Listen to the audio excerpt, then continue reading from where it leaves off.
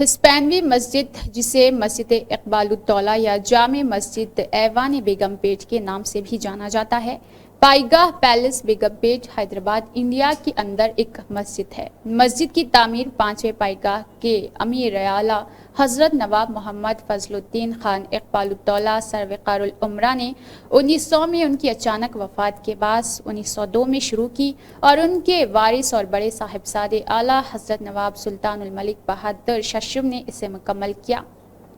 پائیگاہ کی امیر شہزادی جہاندار انیسہ بیگم لیڈی وقار العمرہ کے ذریعے اسپین سے واپسی کے بعد، کیونکہ وہ قرطبہ کے کیتھیڈرل مسجد سے بہت متاثر تھے اور یہاں ہسپانوی مسجد کا بیرونی اور اندرونی حصہ زیادہ تر اسپین میں قرطبہ کے کیتھیڈرل مسجد اور جامع مسجد گلبرگہ، کرناٹک، انڈیا سے ملتا جلتا ہے، یہ آرٹ کے اندرونی اور فن تعمیر کی حالت کو ظاہر کرتا ہے۔ اسے اپنے منفرد ہسپانوی یعنی مورش طرز تعمیر کی وجہ سے مسجد کے نام سے بھی جانا جاتا ہے اور کہا جاتا ہے کہ یہ ہندوستان میں اپنی نوعیت کی ہے۔ سٹینڈ آؤٹ خصوصیت عام میناروں یا گنبدوں کے بجائے سپائسرز ہے، وہ اس مسجد کو چرچ جیسی شکل دیتے ہیں۔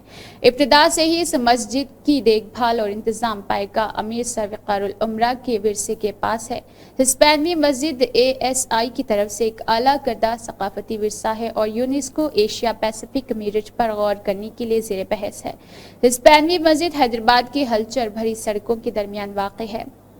شہر کے شاندار تعمیراتی اور ثقافتی ورثے کی ایک شاندار مثال بھی ہے۔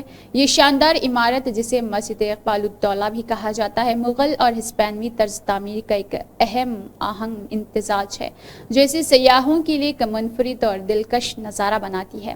اس کی رنگین میوزک ٹائلوں اور پیچیدہ نقش نگار اور شاندار گنبدوں کے ساتھ ہسپانوی مسجد ایک قابل دید ہے، چاہے آپ تاریخ کے شائقین ہوں یا پھر فن تعمیر کے شوقین ہوں یا محض سکون کے لمحوں کی تلاش میں ہو۔ ہسپانوی مسجد ایک ناقابل فراموش تجربہ پیش کرتی ہے جو حیدرآباد کی ثقافت کی تنوع کو حاصل کرتی ہے۔ ہسپانوی مسجد کو 1906 میں اس وقت کے نظام کے وزیر اعظم اور پائیگاہ خاندان کے نواب سر وقار العمرہ نے بنایا تھا۔ کہا جاتا ہے کہ اس نے اسپین کا سفر کرنے اور مسجد سے بہت متاثر ہوئے قرطبہ کیتھیڈرل کے بعد اس کی تعمیر شروع کی گئی تھی۔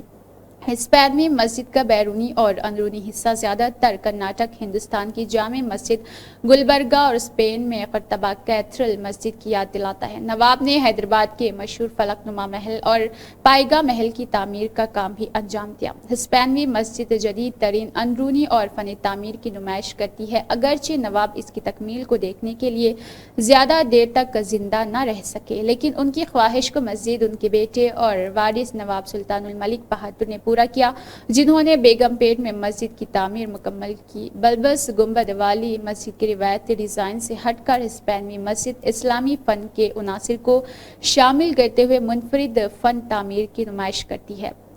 اس کے مینار سرپلوں سے مزین ہیں اور مرکز کے اوپر ایک ہلال کا چاند بیٹھا ہے۔ مسجد میں بیک وقت تقریباً 3000 افراد کے بیٹھنے کی گنجائش ہے اور اس میں پائیگاہ خاندان کے افراد کے مقبرے بھی موجود ہے۔ اس مسجد کو اس کے منفرد ہسپانوی یعنی مورش طرز تعمیر کی وجہ سے مسجد کی مسجد بھی کہا جاتا ہے، جو کہ ہندوستان میں اپنی نوعیت میں سے ایک ہے۔ مخصوص خصوصیت اسپائرز ہے جو اس مسجد کو عام میناروں یا گنبدوں کے بجائے چرچ جیسی شکل دیتے ہیں۔ اپنے آغاز سے ہی اس مسجد کی دیکھ بھال اور انتظام پائیگاہ امیر سروقار العمرہ کے جانشینوں نے کی ہے۔